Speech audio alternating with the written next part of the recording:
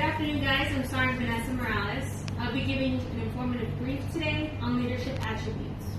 By the end of this brief, you'll know what each leadership attribute is and examples of what they entail.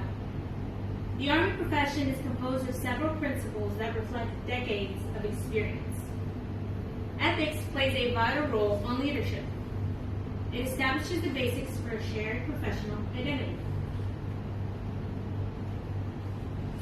An ideal Army leader serves as a role model through moral character, physical presence, and strong intellect.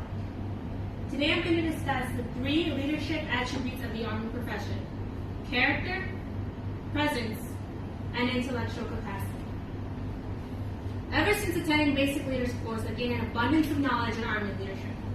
The characteristics the Army states all leaders must possess are clear-cut and to the point, and greatly affect how non-commissioned officers are rated.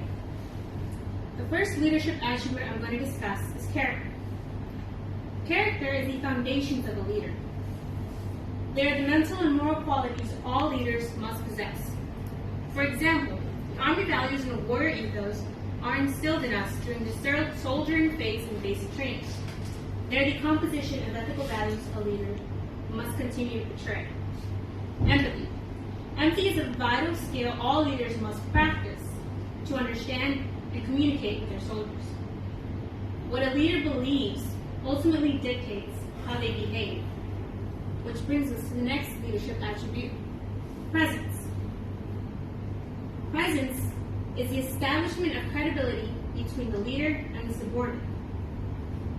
Through military bearing and physical fitness, a leader establishes their standards to the subordinate. For example, when a subordinate views their leader render the proper customs and courtesies to the proper superiors, they themselves will emulate that leader. When a subordinate views a leader conduct to the standard and surpass standard in physical fitness, they themselves would like to do so likewise. Confidence.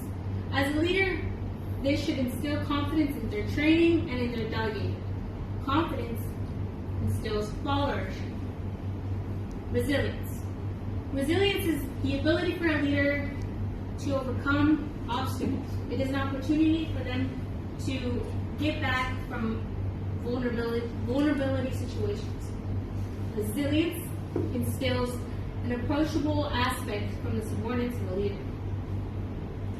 Perception is everything. Which brings us to the final leadership attribute: intellectual capacity. Intellectual capacity is the ability for a leader to adapt to different situations.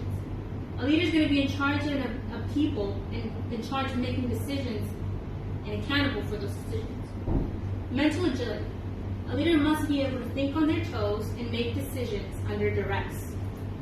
Sound judgment. Making those decisions, taking accountability of the welfare of the soldiers and the priority of the mission is essential for a leader to balance.